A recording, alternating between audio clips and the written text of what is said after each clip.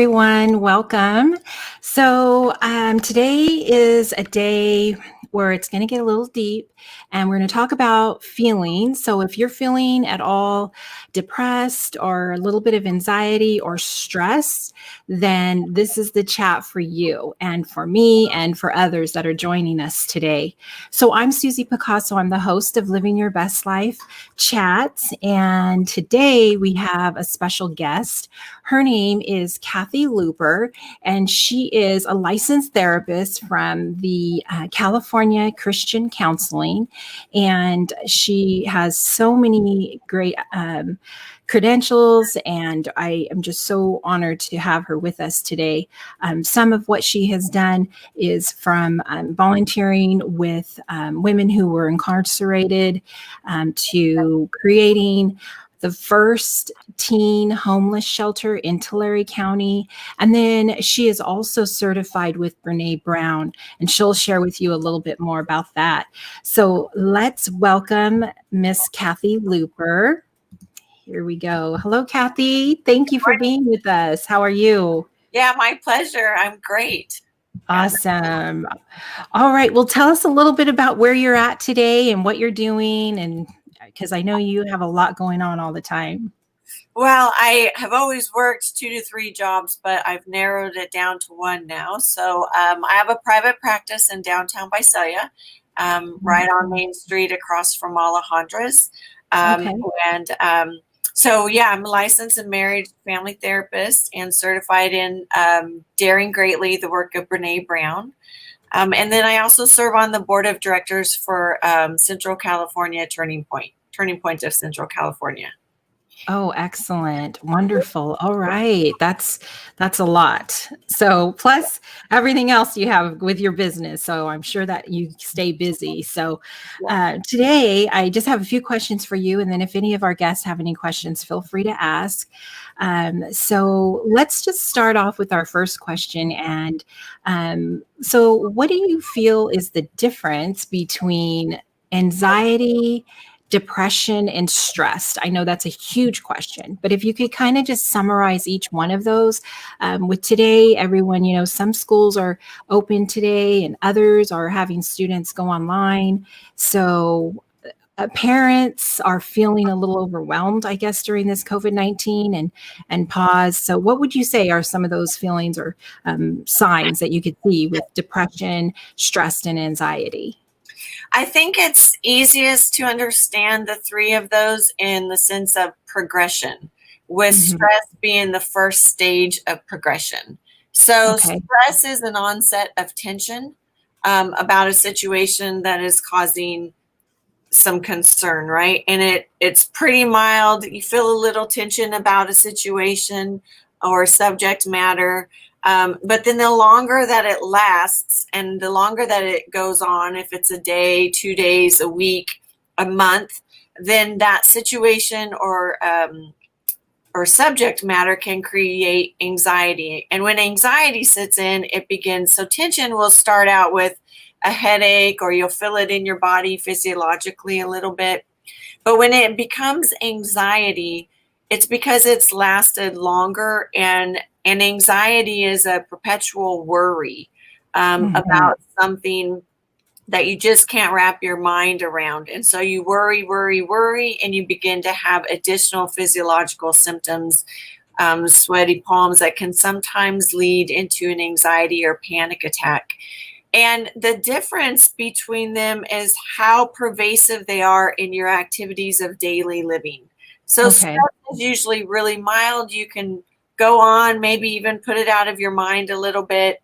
When it reaches the level of anxiety, it's a lot more pervasive. You're thinking about it on a regular basis, and it can lead to some interruption in daily activities, such as thoughts, constant worry.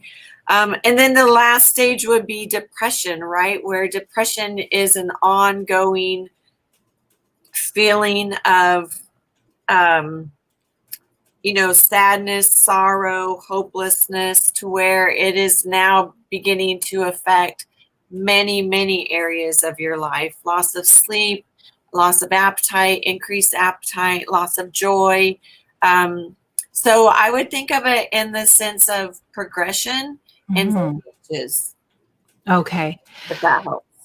No, for sure. Definitely that helps. I mean, because I'm sure that everyone's different and some of us handle stress differently. And depending on our lifestyle and the environment we're in, and just so many other factors, I'm sure play into the different levels that you talked about. So I appreciate you sharing a little bit more insight into, especially highlighting worry. For myself, I worry about my husband when he goes to work and he's around all of his team, and I just, you know what I mean, like we all worry, and worrying I know takes away from the joy from this moment. I always say worrying is either worrying about something that was from the past or worrying about something that hasn't even happened yet. Right. And so so I try to pump my brakes there and say, okay, Susie, let's just pull back and just understand that, it doesn't do you any good. Just embrace this moment right now. He's healthy and things are okay. Yeah, and all of it is really rooted in a fundamental feeling of fear, right? Um, Mhm. Yeah. and worry is a byproduct of the undercurrent of fear. And what you're Yeah. talking about is coping mechanisms. How do we deal? Because when it comes to emotions, as a human, we all have similar emotions: sorrow, fear, um, happiness, joy, sadness, hopelessness, Mhm. hope. But how we deal with them is what changes, right? Our coping Mhm. mechanisms to deal with those things, that's what changes among us as individuals. Yes, for sure. Thank you. All right. So, next question is, what can parents do to help themselves and their children handle their emotions during this COVID-19 pandemic, during the changes with education, and having to wear a mask when you go into the grocery store or go wherever? There's different guidelines for each company. It just depends on the day.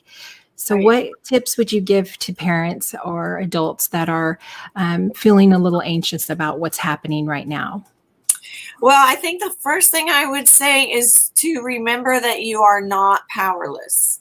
I think a Mhm. lot of people in this situation has felt like life is happening to them and around them, and forget that they can be part of the solution and part of the situation, and they have the power um, to actively and effectively be part of the solution. And so on an individual basis, that would look like being present with your thoughts, being aware of what you're feeling. If you're worried, if you're stressed, if you're fearful, if you're feeling trapped or vulnerable, to be Mhm. aware of that, because that self-awareness is the beginning of the solution process, knowing how you're feeling at any given time and knowing what you have the ability to do about it. Because when it comes to things outside of us, we have no control. But we do have control about how we think and what we do with our time and our energy and our attitude, right? Mhm. Gratefulness is one of the very best and most helpful solutions. Is we can look at what's going wrong, but we can also look at what's going right.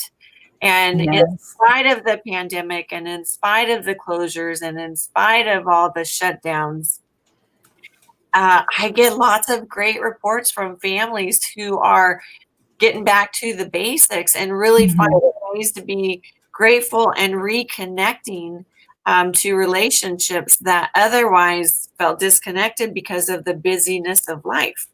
Yeah. No, for sure. And I mean, I think sometimes I know for myself, I keep a journal, a gratitude journal, and I mean, right when I open my eyes, I always say three things I'm grateful for. And just being grateful in that moment, it really makes a huge difference of how you're going to start your day and what you're going to train your brain to do. Am I going to train it to say, oh, I have a headache? Or am I going to train it to say, I'm just going to do 10 minutes of yoga and I'm just going to drink my little tea and it's going to be a great day? Yeah, That's, exactly right. it sounds simple, but it really does help to channel the energy for your day. That's for Yes. sure. And I practice, one of my modalities of therapy is cognitive behavioral therapy. And in cognitive behavioral, the premise is that whatever we think is what's going to show up in our behavior. And so when we talk about, not to get too Christianly, but free will is one of the things that God gave us as humans. And when Right. you look at how we think, we have free will to change being fearful to being hopeful, because the way we think, we get to choose. Am I going to Mhm. worry about this situation, or am I going to be hopeful that maybe it's going to look different when it shows up? Because the energy that we spend in our thought process is going to be the same. We just have to be intentional Mhm. about how we choose to think. So Right. all of those books about the power of positive thinking and Battlefield of the Mind and all those things that deal with our thought processes, it's really, really true. That one little shift in a thought can change everything about how we feel, because our feelings are secondary to what we're thinking. That's great. Thank you for highlighting that. Definitely. So I appreciate you sharing a little bit more in depth in that area. So next question. So what are some signs that people may see that it's time to seek professional help?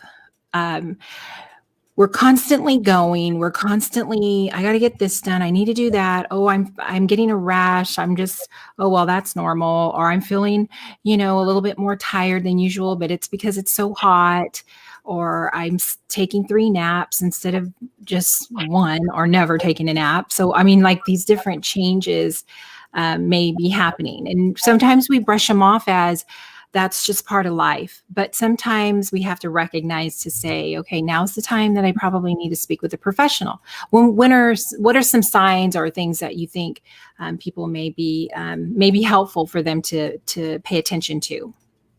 I think anytime your satisfaction with life or feeling like you just don't want to engage in anything fun or joyful is one of the signs, right? When we lose our Mhm. ability to find pleasure in simple things, that's one of the first signs of depression. Mhm. Increased sleep is also a sign. Change in appetite, either overeating or undereating.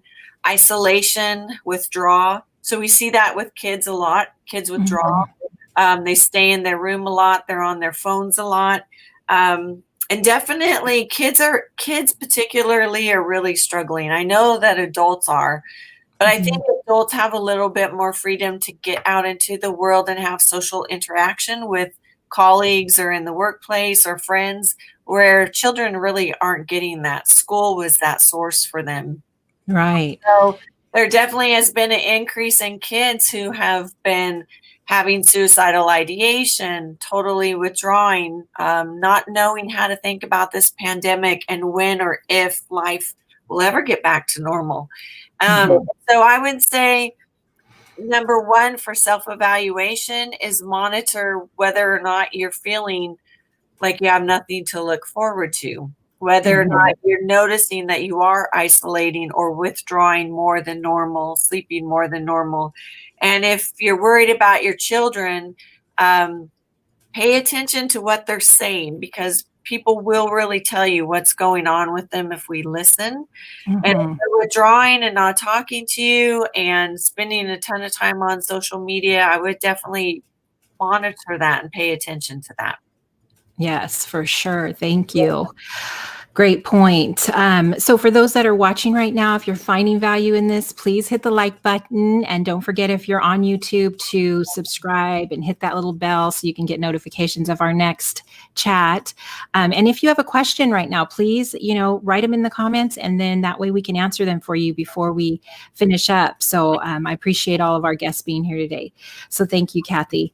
Mhm. Okay, so that, to your point on recognizing the signs and understanding that you really only have control of yourself, even though we feel like we want to do more, and sometimes we may. I know for myself, I'm always trying to figure out, like, how can I help? What are ways I can help others? But sometimes we just have to pause and take care of ourselves, so that way we're mentally and emotionally and physically well. Yes. right? Yes. So our being home, sometimes we snack more, and then all of a sudden we're like, whoa, what? We just gained 5 pounds. So Right. food, I believe, has a big part of that too. Would you say food has a Oh, big yeah. part of our A health? lot of people cope with food. They cope with Mhm. alcohol. Yeah. Coping mechanisms is everything from cheating to addiction to total avoidance. A lot of people Mhm. cope by avoiding. Mhm. All right, thank you. So let's move on to the next question. And so, well, we kind of tied into the next question, which are some best practices in regards to eating and maybe ways to record your emotions, or what are some tips that they could do to help stay grounded? Exercise, I don't know. What do you feel are some tips to keep people that are at home right now that are feeling like I just need a little bit more to know that I'm in good health, and not just physically, but emotionally? Right. I think one of the best things, and this is a Brene Brown trick, is we got to learn how to give ourselves permission, right? We have Mhm, to give yes. ourselves permission to be okay that things aren't okay, right? And there's a line, obviously, between how much permission do I give myself, from being not in a great place to falling off the Mhm, cliff. But giving ourselves permission, and we can't go to the gym. None of us can go to the gym. Can I give myself permission to gain an extra 5 or 10 pounds while everything is shut down? Or am I going to beat myself up because I'm gaining weight? That doesn't work, right? right. Recognizing where we're helpless and recognizing where our power is, I think is important. And so many people live with self-shaming tendencies and behaviors. So giving yourself permission to have a bad day is okay, Mhm, right? We're all going to have a bad day. But giving yourself permission to have a bad week, day after day after day, probably not okay. Um, mhm, right. Keeping a thought journal is definitely one of the first steps that I always do with people, because what we find is that most people are on automatic pilot. We get out of Mhm, work, we drive home, we don't even know how we got there because we're thinking about a million other things. And so slowing that process down and being present, and what am I even thinking about right now? I feel like I want to go in the kitchen and make a bunch of dessert, but why? mhm, What am I really thinking about? Do I really have a sweet tooth, or am I just avoiding feeling what I'm feeling? Right? A lot mhm, of things are, even exercise can be about avoiding. And so we have to just really look at, where is our motive? I can go for a walk because I'm present enough with myself to know that fresh air is going to do me good, or I can go for a walk because it's going to make me feel better that I'm gaining 10 pounds, right? That right. that's a motive out of shame instead of a motive out of permission. And I think knowing where we fall in all of that is what's important. So really doing some self checks and figuring out, what am I feeling right now? What am I thinking about right now? And if I'm going to turn to food, or I'm going to turn to exercise, or I'm going to turn to shopping, what is my reason for doing it? And is that Mhm. reason okay for me? That's great. No, that's excellent. Those are excellent tips. And because sometimes we feel like, I know for myself, sometimes I feel like, oh, I have this extra time. I'm here at home. I should be able to, start cooking, or, people are posting all these things they're doing. And I'm like, I'm not a cook. I know how to make reservations. That's all. So no, I can cook a little bit, But but, you said a really important word, and that is should. We should yeah, ourselves to death, and we should yeah. ourselves into so much shame that perpetuates anxiety and Mhm. perpetuates depression, right? That's where Yes. giving yourself permission is so critical, because it's okay to veg on the couch and watch Netflix and eat brownies, as long as it doesn't become compulsive behavior or a coping mechanism that's going to negatively affect our life, right? Taking Right. a breather is okay. It's when it becomes, adverse to who we are and who we want to be. Hmm. That makes Yeah, for sure. Yeah, because shooting is not good. Yeah. It's totally not good. All right. So, any other comments or any other last minute things you'd like to share with our guests today regarding our topic? Are you taking new clients? Are you the best contact for them to connect with you? Any other takeaways? I think the biggest thing any of us can do is start with ourselves and being honest and willing to face whatever's going on with us. And Mhm. so many people really struggle with being honest with themselves because that generally leads to, okay, now what am I going to do about it? Right. And so I think that is the first step. We are living in a time that we probably won't ever be in again, where everything is kind of brought to a halt. This is the best time to really change and restructure life and figure out what you want out of life. Yes. What do you want out of this season? And if you could do anything, what would you do? Because we're in Right. a place where we really have the ability to recreate the way we spend our time and the way we're doing life with all of this being shut down. Life has slowed down a lot for people, which I Mhm. believe is a gift because, Yeah. like you said, everyone else was running on automatic pilot. So I think that's the first step. The second thing is people have a lot of misconceptions about what it looks like to go to therapy. And I tell people all the time, the best thing about a therapist is that I'm a neutral observer and I don't have the answers for you. I can help give you perspectives that maybe you can't see because you're living in the moment. I can be a sounding board and give you feedback about new ways to think, but ultimately, each person is the director of their own life, and Mhm. and you can come to a therapist without being judged and express whatever you want with total confidentiality. Or no one ever is Absolutely. going to hear or know about it, right? And sometimes doing Mhm. it with a stranger can be so liberating because you get to leave it there. Right. With our intimate friendships and relationships, it's harder to be vulnerable.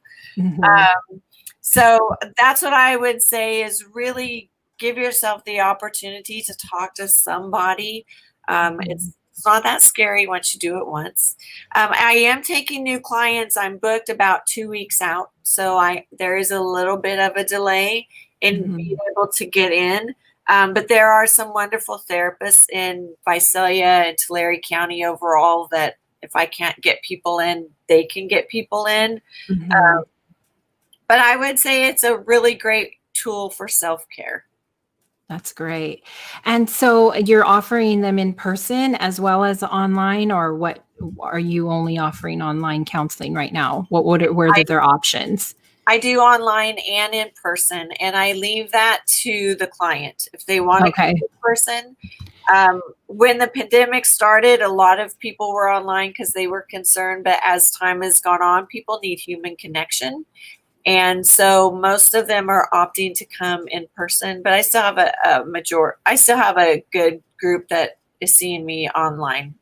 Oh, great. Okay. I'll And do then it. I'm sorry. So I can do whatever. Oh, okay, great. And so, just to highlight a little bit about your certification with Brene Brown, I know you have your other credentials. Just to highlight again the uniqueness in your service and what you have to offer, if you could highlight a little bit about that certification. Yeah, so Brene's work is all about self authenticity and wholehearted living. Um, Mhm. and the work why I got certified in her work is just because it resonates so much in what I already believe about um, individuals being able to create their own destiny and become whatever they want. Mhm.